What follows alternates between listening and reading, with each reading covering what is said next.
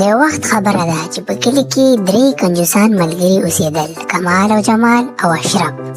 درې واړه ډېر زیات کنجوسانو او دوی ډېر زیات بېروزګاره وو. دوی به شپې ناست وو او خپلې باره کې به خبرې کولې چې موږ لا څه کول پکار دي. او په دې کې یو ملګری یې وایي: او کمال او جماله، موږ او تاسو ته پکار دی چې موږ پیسو لپاره سبا بازار ته لاړ شو. بیا درې واړه کنجوسان ملګري بازار طرف ته روان شي او دوی په آخر کې یو ځنګل ته ورسي.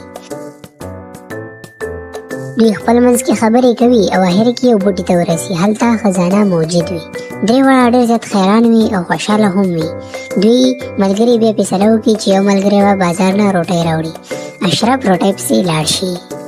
زه به اوس هغوی ته روټۍ کې زهر واچوم او خزانه به ټوله ماته پاتې شي.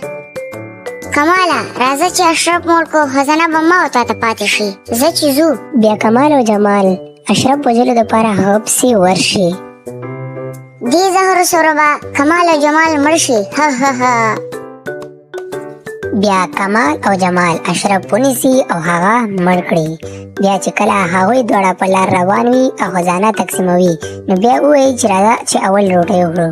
نو هغوی روټۍ خوړل شروع کړي. چې کله روټۍ وخوري نو هغه روټۍ کې زهر وي او هغوی دواړه مړه شي او دغه خزانه همدغه ځای باندې پاتې شي. نو ماشومانو، موږ د دې کیسې له دا زده کړه چې کله هم لالچ نه دی کول پکار.